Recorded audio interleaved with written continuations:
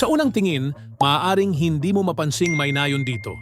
Pero kapag lumapit ka, makikita mong may nakatagong komunidad na resulta lamang ng isang sinaunang pagsabog ng bulkan.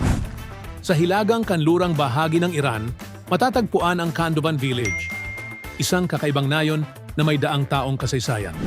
Ang mga tila cone-shaped na bato na makikita dito ay nabuo matapos sumabog ang bulkang Mount Sahand libu-libong taon na ang nakalilipas. Ang dating abo, lava at mga bato mula sa bulkan ay tumigas at sa pagdaan ng panahon, ito'y hinubog ng hangin at ulan. Sa loob ng mga batong ito, nilikha ng mga lokal na residente ang kanilang mga tahanan, mga kuweba na tunay na tirahan.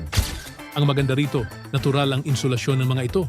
Hindi na nila kailangan ng aircon o pampainit kahit anong panahon. Ang Khandovan ay hindi lang basta tirahan. Meron din itong mosque, paliguan at paaralan na nakatayo rin sa loob ng mga batong ito. Ang pangalang Khandovan ay mula sa salitang Persian na kando, na ang ibig sabihin ay pugad ng bubuyog.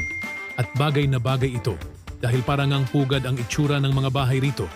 Sa kasalukuyan, humigit kumulang 600 katao ang naninirahan sa natatanging nayong ito, namumuhay ng simple at malapit sa kalikasan.